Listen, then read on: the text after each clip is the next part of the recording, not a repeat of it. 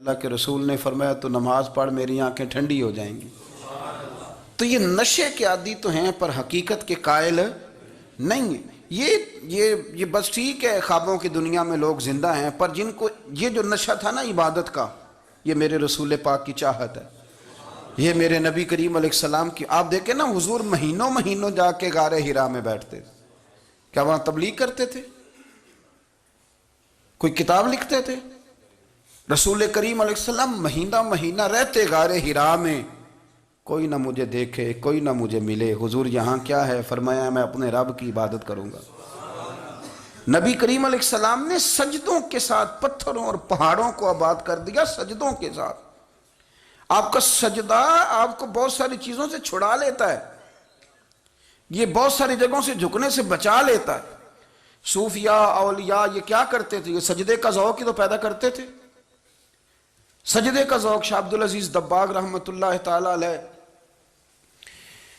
اپنے مریدوں سے فرمایا کرتے تھے کہ اگر تم پکے نمازی بن جاؤ نا، تہجد گزار ہو جاؤ، تو میرے پاس آنا جانا چھوڑ دینا۔ عرض کی حضور کیوں؟ فرمایا میں تمہارے اور رب رسول کے رستے میں رکاوٹ نہیں بننا چاہتا، اب میرا مقصود ہے تمہیں وہاں تک پہنچانا، جب پہنچ گئے تو پھر میری ضرورت ختم ہو گئی۔ ہاں کبھی وسوسہ آئے، شک پیدا ہو، تکلیف ہو تو آنا، ورنہ میں نہیں چاہتا کہ میں رکاوٹ بنا رہوں۔ تم اللہ اللہ کرو، اس مالک کو راضی کرو۔ میرے رسول پاک علیہ وسلم نے فرمایا بندہ اللہ کے سب سے قریب اس وقت ہوتا ہے جب وہ سجدے کی حالت میں ہوتا ہے۔ کس کے قریب ہوتا ہے؟ اللہ کے سب سے قریب ہوتا ہے۔ وہ بڑا نیڑے ہے رب کے، بڑا قریب ہے، اس لیے کہ وہ حالت سجدہ میں۔ وہ جب سجدے کرتا ہے نا، اس کی بارگاہ میں جب جھک جاتا ہے، آپ ذرا سجدے کی کیفیت دیکھیں نا، زبان بھی یہاں ہے، آنکھ بھی یہاں ہے، کان بھی، عقل بھی ساری، اس نے سارا کچھ رکھ دیا سجدے میں۔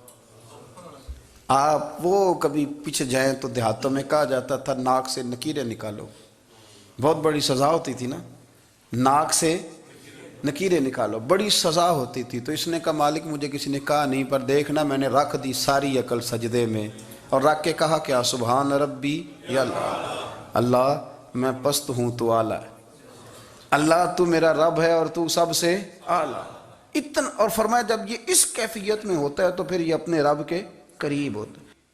ہمارے صوفیاء ہمارے بزرگ فرماتے ہیں کہ تم اس طرح کرو، اگر سارے نشوں سے بچنا چاہتے ہو تو سجدے کا نشہ شروع کرو، سجدے کا نشہ شروع کرو۔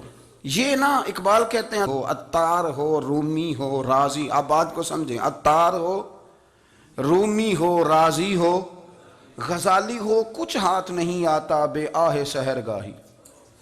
کہتے بہت بڑا صوفی ہو جیسے فرید الدین عطار تھے، بہت بڑا تصوف کا امام ہو جیسے امام غزالی تھے، بہت بڑا تفسیر کا استاد ہو جیسے امام رازی ہو، عطار ہو، رومی ہو، رازی ہو، غزالی ہو، پر کچھ ہاتھ نہیں آتا بے آہ سحر گاہی۔ اگر سویرے اٹھ کے روتا نہیں نا اللہ کی بارگاہ میں، اگر تہجد نہیں نہ پڑھتا تو کچھ ہاتھ نہیں آتا بے آہ سحر گاہی، پھر اس کو کوئی چیز نصیب۔ میری بات کی سمجھ آ رہی ہے آپ حضرات؟